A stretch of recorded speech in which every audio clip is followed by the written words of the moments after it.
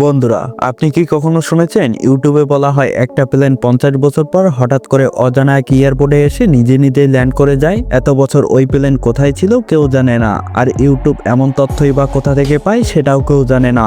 আজকের ভিডিওতে আমরা জানবো এই গল্প কতটা সত্য আর কতটাই বা মিথ্যা। কারণ আজ আমি আপনাকে শোনাবো এমন এক প্লেনের গল্প যাকে কিছু ইউটিউব চ্যানেল দাবি করে 37 বছর ধরে গায়েব ছিল, তারপর হঠাৎ আবার ফিরে আসে। ভিডিওটা ভীষণ ইন্টারেস্টিং হতে যাচ্ছে, তাই অবশ্যই শেষ পর্যন্ত দেখবেন। ভিডিওটি শুরু করার আগে ছোট্ট একটি অনুরোধ, যদি আপনি চ্যানেলে নতুন হয়ে থাকেন তাহলে অবশ্যই চ্যানেলটি সাবস্ক্রাইব করে দিবেন। এই গল্পটা হলো প্যান অ্যাম ফ্লাইট 914 নিয়ে। এই বিমানটি নিউ ইয়র্ক সিটি থেকে মিয়ামির উদ্দেশ্যে রওনা দিয়েছিল, কিন্তু দুঃখের বিষয় এই ফ্লাইটটি কখনো মিয়ামিতে পৌঁছায়নি। মাঝ আকাশে এই প্লেনটা হঠাৎ করে গায়েব হয়ে যায়। সবচেয়ে ভয়ঙ্কর ব্যাপার হলো কোনো সোর্স সিগন্যাল পাঠানো হয়নি, কোনো ধ্বংসবাশেষও পাওয়া যায়নি। তাহলে প্রশ্ন আসে, এত বড় একটা বিমান শেষ পর্যন্ত কোথায় গেল? রেকর্ড অনুযায়ী 12 জুলাই 1955 সালে এই ফ্লাইটটি আকাশে ওড়ে, তারপর এক মুহূর্তেই গায়েব। 1955 থেকে 1992, মানে পুরো 37 বছর এই বিমানটির কোনো খোঁজ পাওয়া যায়নি। অনেক তদন্ত করা হয়, কারণ নিউ ইয়র্ক আর মিয়ামির মাঝখানে রয়েছে আটলান্টিক মহাসাগর। তদন্তকারীরা ধরে নেয় হয়তো প্লেনটি সমুদ্রে পড়ে গেছে অথবা কোথাও ক্র্যাশ করেছে। রেস্কিউ টিম সমুদ্র স্থল সব জায়গায় খোঁজ চালায়, কিন্তু দুঃখজনকভাবে এক টুকরো ধ্বংসবাশেষও পাওয়া যায়নি।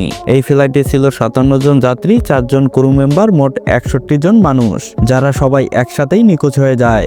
এখন আসি গল্পের সবচেয়ে অদ্ভুত অংশে। তারিখ 9 সেপ্টেম্বর 1992, স্থান কারাকাস, ভেনেজুয়েলা। মিয়ামি থেকে প্রায় 1200 মাইল দূরে কারাকাস এয়ারপোর্টের এয়ার ট্রাফিক কন্ট্রোলার ছিলেন জন ডেলে কোটে। হঠাৎ তিনি রাডারে এমন একটা ডট দেখলেন যেটা সেখানে থাকার কথা নয়। প্রথমেই ভেবেছিলেন রাডারে কোনো সমস্যা, কিন্তু ডট ধীরে ধীরে কাছে আসছিল। কিছুক্ষণের মধ্যে আকাশে দেখা গেল একটা প্লেন এয়ারপোর্টের দিকে আসছে। সবাই অবাক, কারণ প্লেনটা ছিল ভীষণ পুরনো ডিজাইনের, আধুনিক জেট ইঞ্জিন নয়, বরং প্রোপেলার লাগানো বিমান। এমন সময় পাইলট এয়ার টাওয়ারকে কল করে বলে, আমরা কোথায় আছি? জন জবাব দেয়, আপনি কারাকাস এয়ারপোর্টে আছেন, কিন্তু আগে বলুন আপনি কোথা থেকে এসেছেন। পাইলট উত্তর দেয়, এটা প্যান অ্যাম ফ্লাইট 914, নিউ ইয়র্ক থেকে মিয়ামির পথেই আছি। এই কথা শুনে পুরো এয়ারপোর্ট স্তব্ধ, কারণ এই ফ্লাইট তো 37 বছর আগে নিখোঁজ হয়েছিল।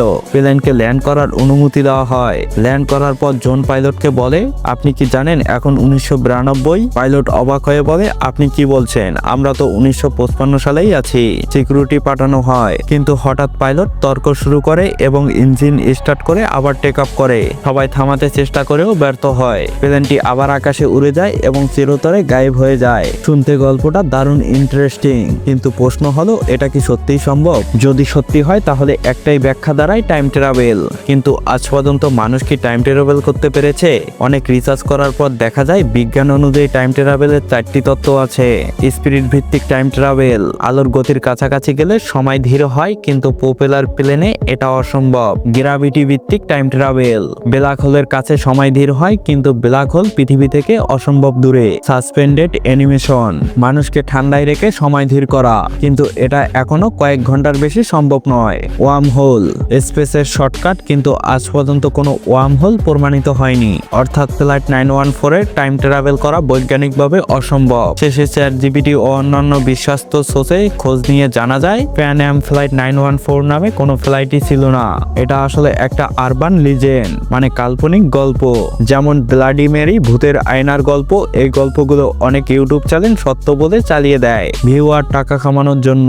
কোনো আন্তর্জাতিক ফ্লাইট ডাটাবেসে ফ্লাইট 914 এর কোনো রেকর্ড নেই। তাই বন্ধুরা, সব ইউটিউবে বলা রহস্য কিন্তু সত্য নয়। অন্ধভাবে বিশ্বাস করবেন না। ভিডিওটি ভালো লাগলে অবশ্যই লাইক দিন, আর যদি এখনো চ্যানেলটি সাবস্ক্রাইব করে না থাকেন তাহলে সাবস্ক্রাইব করে দিন। এমন আরো আরবান লিজেন্ড জানতে চাইলে ভিডিওটি শেয়ার করে দিন। আবার দেখা হবে পরের ভিডিওতে। আল্লাহ হাফেজ।